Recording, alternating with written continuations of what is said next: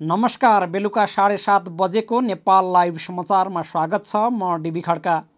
सुरुमा प्रमुख समाचार शीर्षकहरू। राष्ट्रपति विद्यादेवी भण्डारीको पहिलो विवरण सङ्कलन गर्दै देशभर 12औं राष्ट्रिय जनगणना सुरु। सही विवरण उपलब्ध गराएर राष्ट्रको नीति निर्माणमा सघाउन प्रधानमन्त्री देउबाको अपील। नेपाल आयल निगमले 12 दिनकै अन्तरालमा पेट्रोलियम पदार्थको मूल्य बढाएपछि सर्वत्र विरोध। मूल्य वृद्धि विरुद्ध 6वटा विद्यार्थी सङ्गठनले गरे सङ्घर्षका कार्यक्रम घोषणा। अदालत परिसर तनावग्रस्त बने पनि प्रधान न्यायाधीश चोलेन्द्र शमशेर राणाद्वारा 6वटा मुद्दाको सुनवाई। आन्दोलित सर्वोच्च अदालतका न्यायाधीशहरूले गरे इजलास बहिष्कार। तापक्रम वृद्धिबाट बस्न देशहरूले कसरी उत्सर्जन घटाउने भन्नेबारे सम्झौताको पहिलो मस्यौदा प्रकाशित। धनी देशहरूलाई गरिब राष्ट्रहरूका लागि सहयोग बढाउन प्रोत्साहन गर्ने। र आसन्न शहीद स्मारक ए डिभिजन लिगको उद्घाटन मिति 4 दिन पर सारियो। सप्ताहको अन्तिम 3 दिन मात्रै लिगको खेल गर्ने क्लबहरूसँगको सल्लाहपछि सारेको स्पष्टोक्ति। सामान राम्रो छ, ढुक्क हुनुहोस्। थाहा छ त्यसैले त यही लिन आएको। गुणस्तरीय प्लम्बिङको भरपर्दो नाम मार्बल।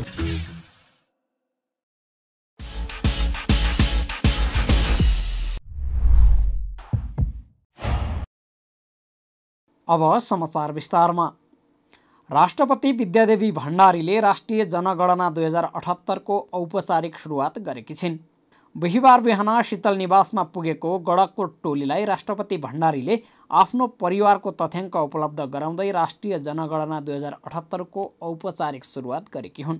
राष्ट्रपति भण्डारीको पहिलो विवरण सङ्कलन गर्दै देशभर 12औं राष्ट्रिय जनगणना सुरु भएको हो। राष्ट्रपतिको जनगणनाका लागि शीतल निवास पुगेका गणकहरूले सोधेको प्रश्नको उत्तर राष्ट्रपति स्वयंले दिएकी थिइन्।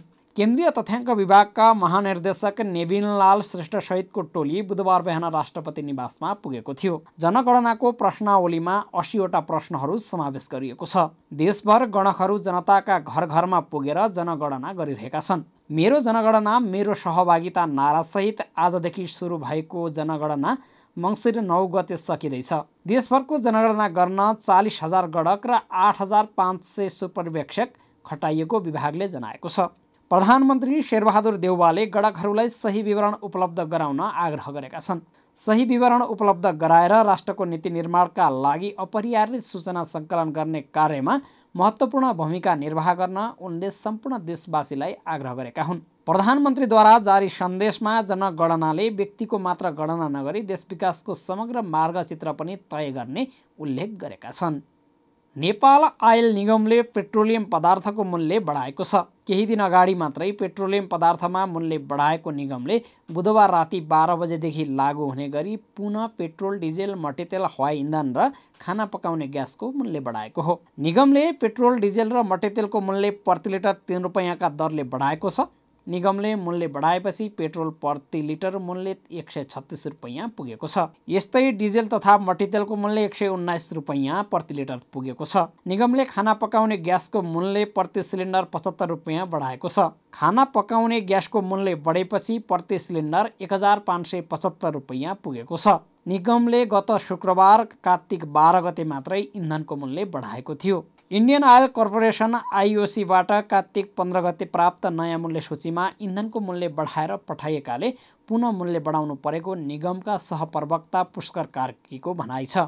निगमको मूल्य वृद्धि विरुद्ध 6वटा विद्यार्थी सङ्गठनले सङ्घर्षका कार्यक्रम घोषणा गरेका छन्। बिहिबार विज्ञप्ति जारी गर्दै उनीहरूले सङ्घर्षका कार्यक्रम घोषणा गरेका हुन्। अखिल क्रान्तिकारी अनिराश व्यू, समाजवादी विद्यार्थी युनियन र अखिल छैठौँ लगायतका विद्यार्थी सङ्गठनले सङ्घर्षका कार्यक्रम घोषणा गरेका हुन्। सङ्घर्षका कार्यक्रम अन्तर्गत आज उद्योग वाणिज्य तथा आपूर्ति मन्त्रालयका सचिवलाई ज्ञापन पत्र बुझाइएको छ। शुक्रबार बिहान 9 बजेदेखि 11 बजेसम्म आयल निगमका महाप्रबन्धक लगायत कर्मचारीहरूलाई प्रवेश निषेध तथा घेराउ गर्ने कार्यक्रम तय भएको छ। त्यस्तै कार्तिक 28 गते प्रदर्शनी मार्गमा दिउँसो 2 बजे खाली सिलिन्डरसहित प्रदर्शन। कार्तिक 30 गते देशभर आयल निगमको कार्यालयमा कालो ब्यानर राखी विरोध प्रदर्शन र मङ्सिर 2 गते माइतीघर मण्डलामा सडक बहस गर्ने तय भएको छ।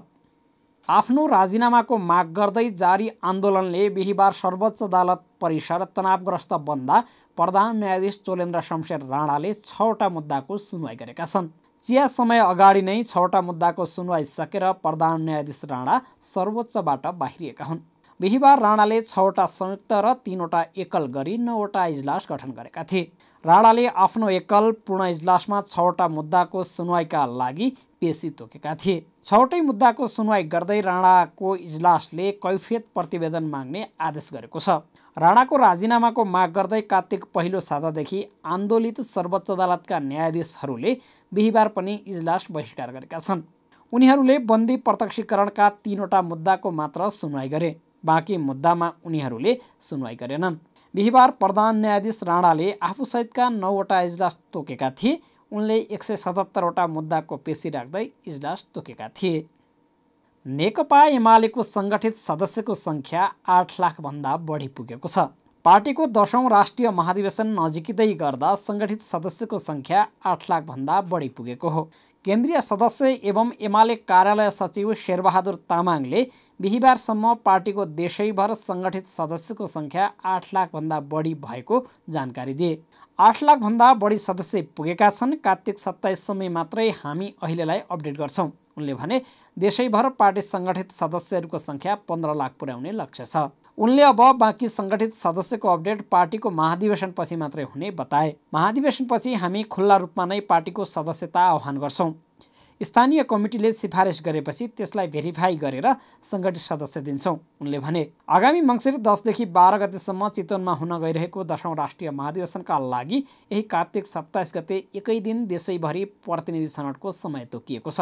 एमाले महाधिवेशन आयोजना गर्न आवश्यक खर्चको व्यवस्थापनका लागि पार्टीका नेता कार्यकर्ता र सङ्गठित सदस्यलाई पनि आह्वान गरेको छ। यसैबीच नेकपा एमालेका महासचिव ईश्वर पोखरेलले 10 बुँदे सहमति आधारभूत रूपमा कार्यान्वयन भइसकेको बताएका छन्। बिहिबार महाधिवेशन स्थलको अवलोकनका लागि चितवन पुगेका उनले कहीँ कतै समस्या भए स्थानीय तहको पार्टी नेतृत्वले व्यवस्थापन गर्ने पनि बताएका हुन्। साप्ताहिक कारोबारको अन्तिम दिन बिहिबार पनि सेयर बजारमा भारी गिरावट आएको छ। बिहिबार सेयर बजार परिसूचक नेप्से 59.57 अङ्कले घटेर 2690.29 बिन्दुमा पुगेको छ। बिहिबार क वर्गका कम्पनीहरूको कारोबार मापन गर्ने सेन्सिटिभ इन्डेक्स पनि 10.63 अङ्कले घटेर 502.19 बिन्दुमा पुगेको छ। बिहिबार जीवन बिमा समूह 316.4, निर्जीवन बिमा समूह 293.73, विकास बैङ्क 194.28, बैङ्किङ समूह 29.8, जलविद्युत 70.45, फाइनान्स 109.26, माइक्रो फाइनान्स समूहको उपसूचक 114.16 अङ्कले घटेको छ। बिहिबार 225 कम्पनीको 94,75,936 किता सेयर किनबेच भयो। बिहिबार सेयर बजारमा 5,11,96,00,000 रुपैयाँको कारोबार भयो। अघिल्लो कारोबार दिनको तुलनामा बिहिबार कारोबार रकम पनि घटेको हो। छठ बिदा अगाडि सोमबार सेयर बजारमा 6 अर्ब बढीको कारोबार भएको थियो। हामी नेपाल लाइभ समाचारमा छौँ। अब अन्तर्राष्ट्रिय समाचार।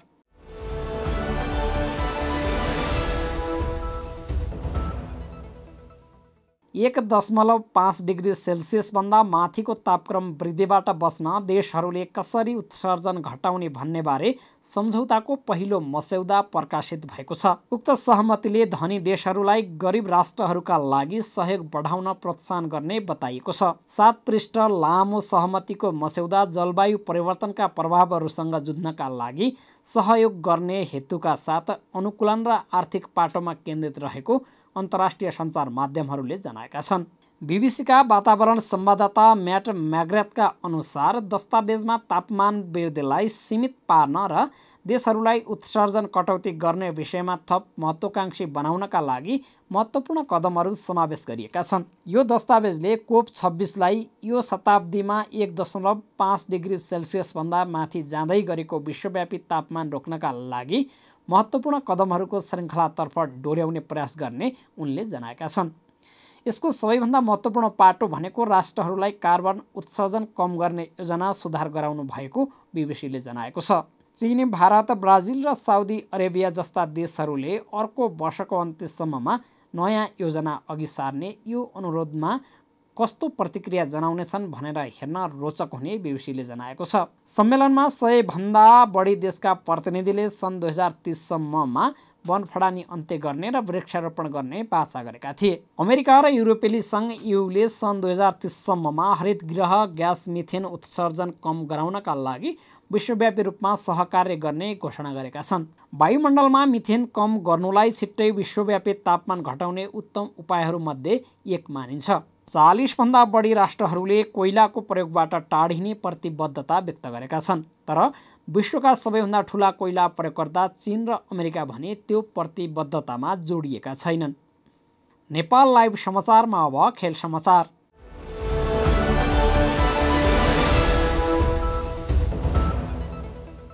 आसन्न शहीद स्मारक ए डिभिजन लिगको मिति 4 दिन पर सारिएको छ।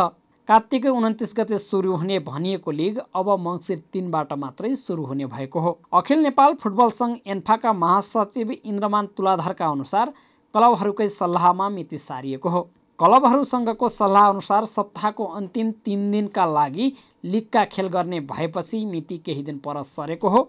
प्रत्यक्ष प्रसारणको तयारीका लागि केही दिन टिभीले समेत मागेको छ। हप्तामा 1 राउन्ड मात्र बिदाको दिन खेल हुनेछ। महासचिव तुलाधरले नेपाल लाइभलाई भने। उनका अनुसार अब लिगका खेलहरू शुक्रबार, शनिबार र आइतबार मात्र खेलिनेछ। खेल तालिकामा अब मिति मात्र परिवर्तन हुने उनले बताए। एन्फाले यसअघि नै तालिका निर्धारण गरिसकेको छ। एन्फाका अनुसार अर्को शुक्रबार मात्र लिग सुरु हुनेछ। उद्घाटन खेलमा 7 दोबाट युथ क्लब र फ्रेन्ड्स क्लब भिड्नेछन्। समाचारको अन्त्यमा प्रमुख समाचारका शीर्षकहरू फेरि एकपटक। राष्ट्रपति विद्यादेवी भण्डारीको पहिलो विवरण सङ्कलन गर्दै देशभर 12औं राष्ट्रिय जनगणना सुरु। सही विवरण उपलब्ध गराएर राष्ट्रको नीति निर्माणमा सघाउन प्रधानमन्त्री देउबाको अपिल। नेपाल आयल निगमले 12 दिनकै अन्तरालमा पेट्रोलियम पदार्थको मूल्य बढाएपछि सर्वत्र विरोध। मूल्य वृद्धि विरुद्ध 6वटा विद्यार्थी सङ्गठनले गरे सङ्घर्षका कार्यक्रम घोषणा। अदालत परिसर तनावग्रस्त बने पनि प्रधान न्यायाधीश चोलेन्द्र शमशेर राणाद्वारा 6वटा मुद्दाको सुनवाई। आन्दोलित सर्वोच्च अदालतका न्यायाधीशहरूले गरे इजलास बहिष्कार। तापक्रम वृद्धिबाट बस्न देशहरूले कसरी उत्सर्जन घटाउने भन्नेबारे सम्झौताको पहिलो मस्यौदा प्रकाशित। धनी देशहरूलाई गरिब राष्ट्रहरूका लागि सहयोग बढाउन प्रोत्साहन गर्ने। र आसन्न शहीद स्मारक ए डिभिजन लिगको उद्घाटन मिति 4 दिन पर सारियो। सप्ताहको अन्तिम 3 दिन मात्रै लिगको खेल गर्ने क्लबहरूसँगको सल्लाहपछि सारेको स्पष्टोक्ति। नेपाल लाइभ समाचार आजलाई यति नै। यसपछि 8:30 बजे कार्यक्रम बहसमा काङ्ग्रेस हेर्न सक्नुहुनेछ। यस्तै हाम्रा अन्य कार्यक्रम नेपाल लाइभको Facebook page, YouTube channel, Twitter र हाम्रो वेबसाइट नेपाललाइभ.com मा पढ्न र हेर्न सक्नुहुनेछ। नमस्कार।